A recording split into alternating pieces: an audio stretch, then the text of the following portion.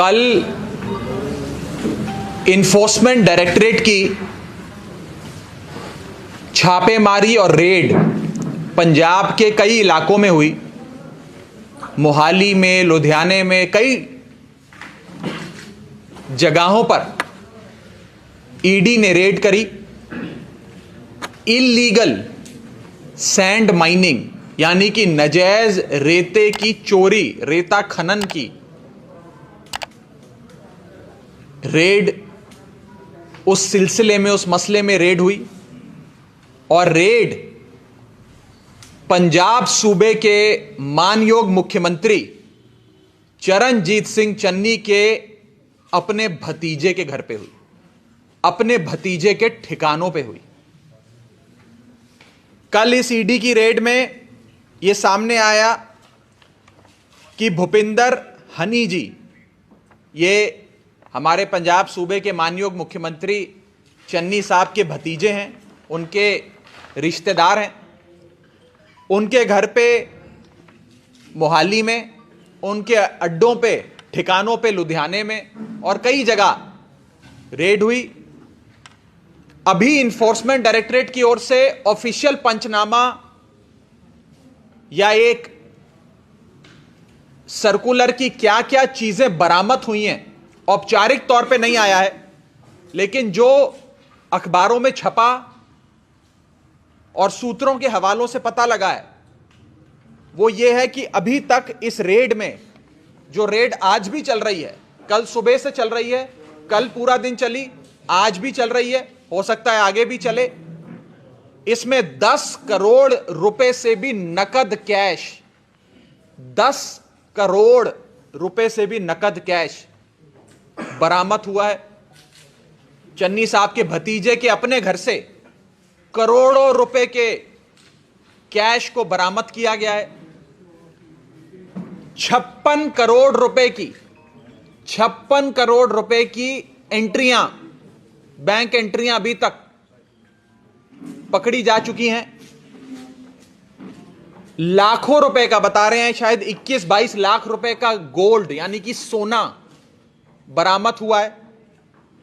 करोड़ों रुपए की लग्जरी गाड़ियां, बड़ी बड़ी जो करोड़ों रुपए की गाड़ियां आती हैं, वो गाड़ियां बरामद हुई हैं। और प्रॉपर्टी के कागज, बड़े बड़े जमीनों के, बंगलों के, फार्म हाउसों के कागज निकले हैं। अभी तक सिर्फ इतनी ही चीजें बाहर निकल कर आई हैं। रेड चल रही है, हो सकता है और भी चीजें निकलें। बताया जा रहा है, मुझे तो जानकारी नहीं थी, कुछ साथी बता रहे थे कि शायद मानयोग मुख्यमंत्री चरणजीत सिंह चन्नी जी के भतीजे के पास आज से कुछ महीने पहले तक इतनी संपत्ति, इतनी वेल्थ, इतने करोड़ रुपए नहीं होते थे। और ये सारी चीजें कहीं ना कहीं पिछले 111 दिनों में ही उन्होंने इकट्ठी करी। यानी कि वही 111 दिन जब चरणजीत सिंह चन्नी साहब मुख्यमंत्री थे पंजाब के। अब आप सोचिए कि अगर एक भतीजे, मुख्यमंत्री के एक भतीजे के घर पे इतना सब कुछ, इतने करोड़ रुपए, इतना सोना, इतनी करोड़ रुपए की गाड़ियां, प्रॉपर्टी के कागज जब्त हो सकते हैं, बरामद हो सकते हैं, तो सोचिए कि बाकी भतीजों और रिश्तेदारों के यहां पर क्या क्या मिलेगा। दूसरी चीज सोचिए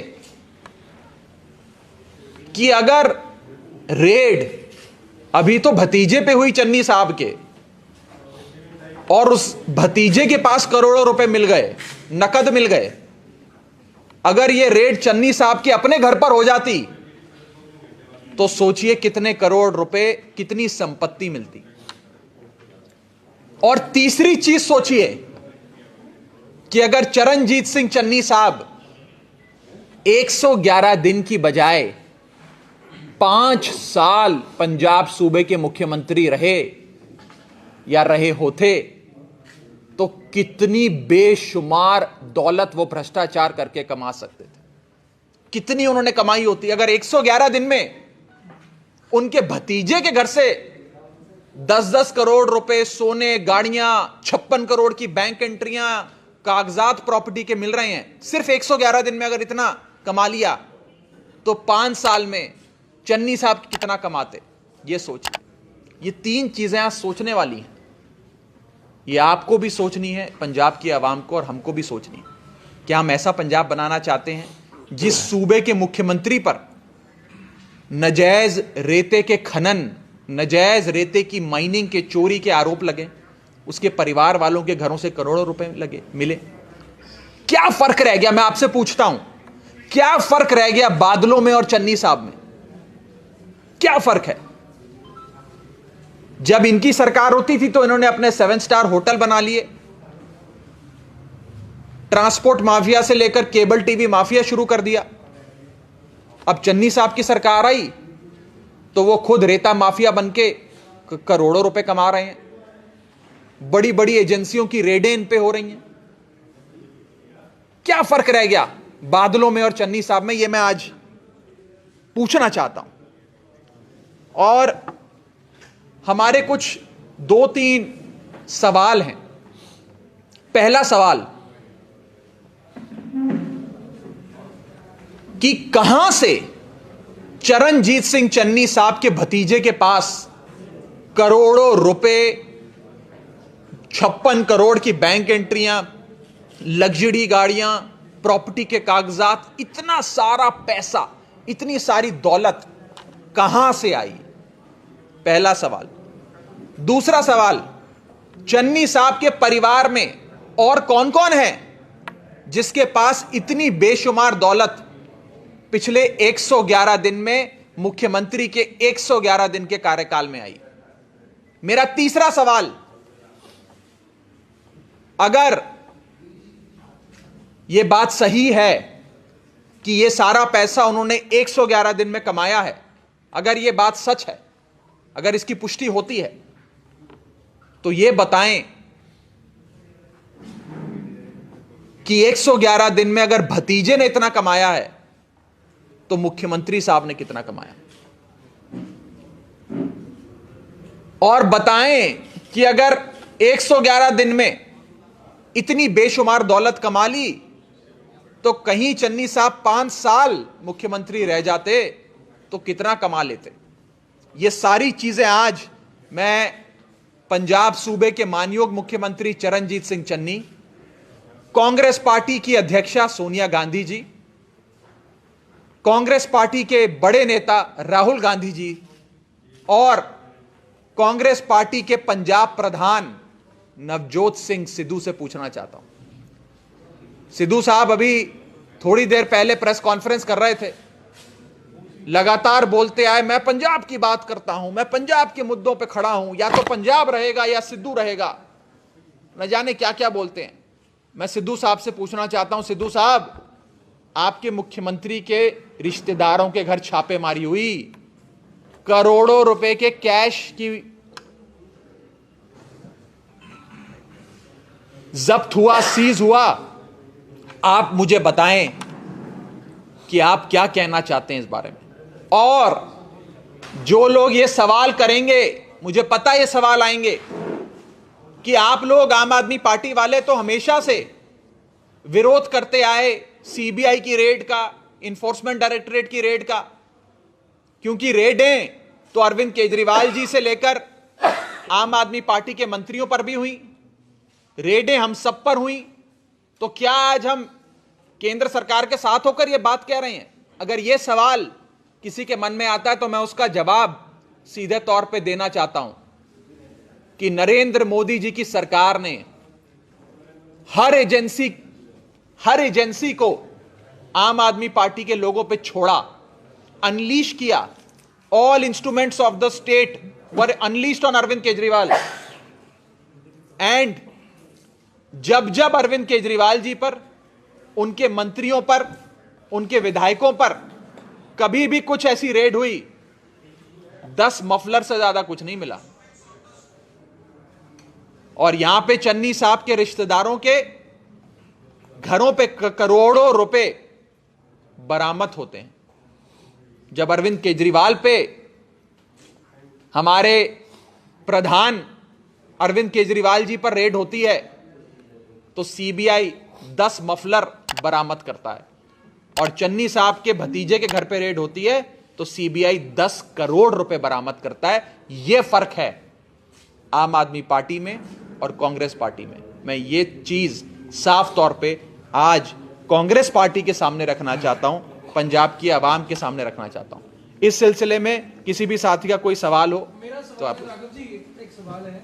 कल सीएम से भी बातचीत की थी, वो कह रहे वेंडेटा पॉलिटिक्स हो रही है। बीजेपी के जो लीडर्स हैं वो कह रहे अवेयरनेस पॉलिटिक्स हो रही है, तो रेड हुई तो पैसे मिल रहे हैं, इस पे आप क्या कहेंगे?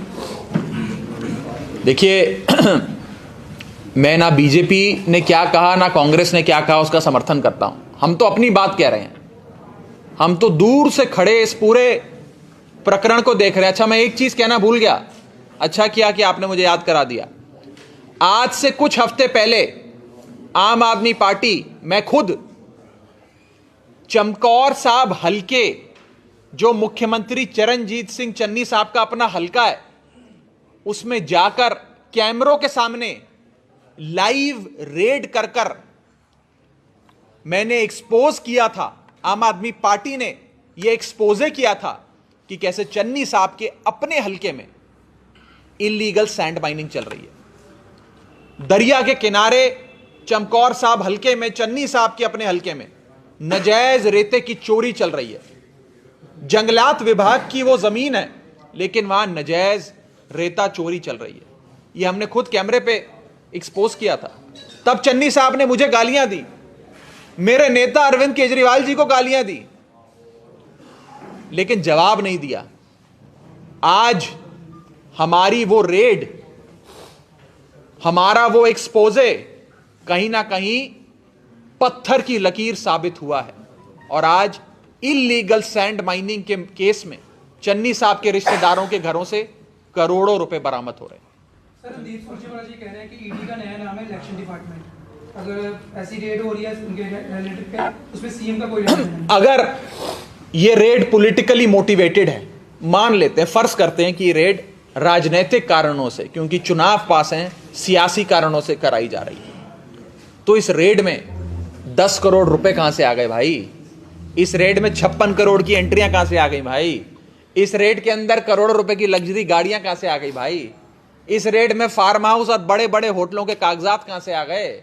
जब हमारे ऊपर रेड होती है तो 10 मफलर मिलते हैं, चन्नी साहब के ऊपर रेड होती है तो करोड़ों रुपए कैश मिलता है। कोई करोड़ रुपए, 10 करोड़ रुपए अपने घर पे कैश रखता है? पैसा कहां से आया? ये किसका पैसा है? ये पंजाब की आवाम का पैसा है, जो इन लोगों ने पंजाब की मिट्टी बेच बेच के कमाया है। मेरा सीधा आरोप है। उनका कहना है कि सवाल है मेरा ये, इसमें लगता है आपको कि कैप्टन अमरिंदर सिंह का भी जो है वो हाथ है रेड में, क्योंकि 2018 में जिस एफआईआर के आधार पे ये रेड हुई है वो कैप्टन मेरे भाई हाथ जिस मर्जी का हो, मुझे हाथ से मतलब ही नहीं है। मैं तो कह रहा हूं, फर्ज करते हैं कि सियासी कारणों से, सियासत के चलते रेड हुई। अगर सियासत के चलते भी रेड हुई तो चन्नी साहब तो कहते हैं मैं बड़ा गरीब हूं, मेरे पास तो धन दौलत संपत्ति नहीं है, मैं तो बड़े गरीब घर से आता हूं। हो सकता है गरीब घर से आते हो, मैं उस पर मना नहीं कर रहा, लेकिन गरीब घर से आते हुए 111 दिन में अगर उस गरीब घर के एक इंसान ने पंजाब को इतना लूट लिया कि उसके एक रिश्तेदार के घर से करोड़ रुपए मिल रहे हैं, तो सोचिए बाकियों के यहां क्या होगा, चन्नी साहब के यहां पे क्या होगा?